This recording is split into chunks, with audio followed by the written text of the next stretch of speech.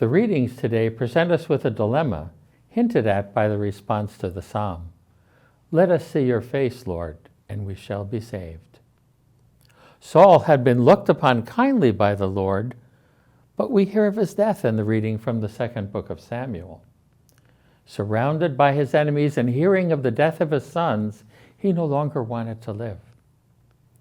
David, who was also chosen by God to be the next king, when he hears of Saul's death, as the psalm says, he is given tears to drink in ample measure. Even though Saul had been so jealous of him, David mourns the loss of God's anointed king. But don't some see the choice by God to be his chosen as a sign that those chosen will be prosperous, experience success, good health, and wealth? Isn't being chosen from others by God a promise of security? These readings don't mesh with such prosperous theology or the gospel of success. To be chosen by God does not make us separate from others for our own benefit.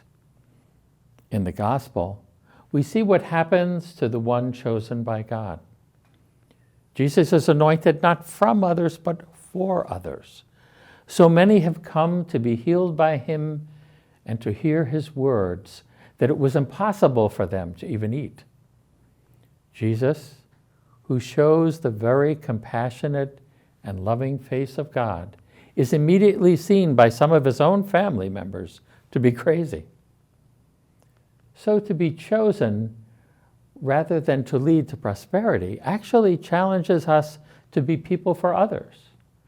People who share the compassionate and loving face of God with those who need comfort and healing. If we truly wish to see the face of God, we are called to be the merciful and compassionate face of God. To do so is to experience a different kind of abundance, the abundance of grace and the joy of accompaniment.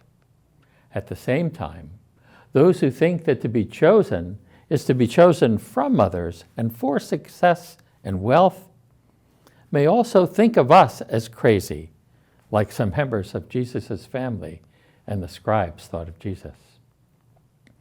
So today, let's be in the good company of Jesus and be a little crazy by showing others the compassionate and merciful face of God.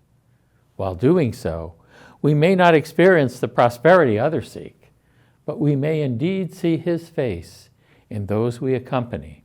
And yes, we may be saved. Amen? Amen.